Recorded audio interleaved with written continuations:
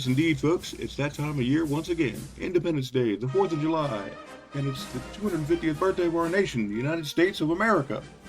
As we celebrate with fireworks, backyard or neighborhood cookouts, and perhaps traveling to see distant, immediate, or extended family, we are then reminded of what it means to be an American and what this holiday stands for to every individual citizen from colonial days thereafter independence to this modern day. Independence, along with the creation of founding documents, is a fundamental aspect of this country's charter and existential meaning as a whole. So let's celebrate the holiday with care and reverence of where this country had started from and what this country could mean for future generations to come. I'd like to take this opportunity to showcase a unique and entertaining lineup of a slideshow to complete the thought of how and why Americans do on this special holiday. I'd like to show a little history lesson in what this holiday actually means as it was established. By the end of 1776, there was no turning back. The 13 colonies had declared independence. But what did that really mean? At the year's start, colonists were divided. Some saw independence as essential. Others were uncertain of how the colonies could rule themselves and still hoped to reconcile with Britain. Then came common sense.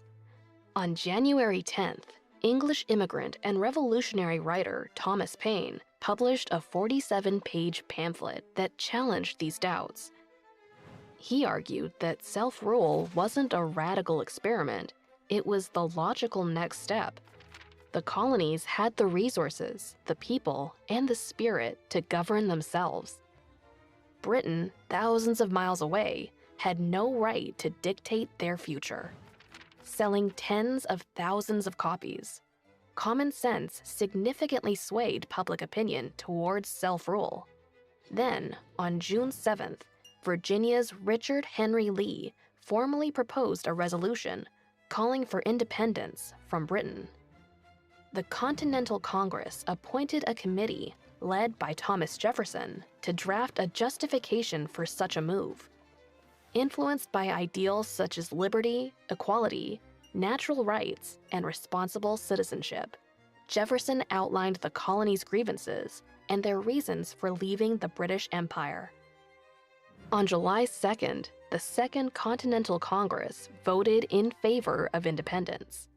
2 days later, its members formally adopted Jefferson's document. Around 200 copies of the Declaration of Independence were printed that night and distributed in the colonies and beyond, boosting morale in the struggle against Great Britain. In October 1776, King George III addressed Parliament, condemning the rebellion and calling for its suppression. In 1776, the United States was born. Back in the colonial days, as King George III was inflexible and uncompromising, viewing colonial resistance as outright rebellion that threatened the British Empire. He strongly opposed demands for self-governance and taxation without representation.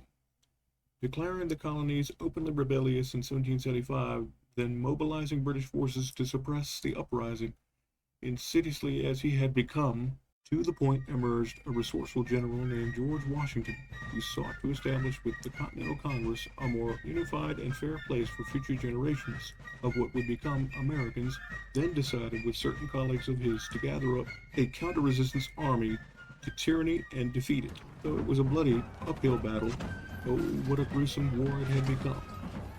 But then the tide turned and Washington prevailed. The British crown had lost the war, the king embarrassed, and sadly Cornwallis surrendered to Washington. So then, with the signing of the Declaration of Independence, soon then gave the 13 original colonies freedom and independence. So in modern times, we usually celebrate the holiday with fireworks and some tasty cookouts.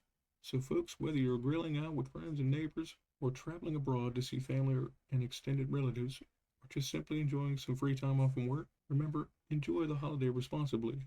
And happy 4th of July, happy 250th America, and of course, happy Independence Day, folks.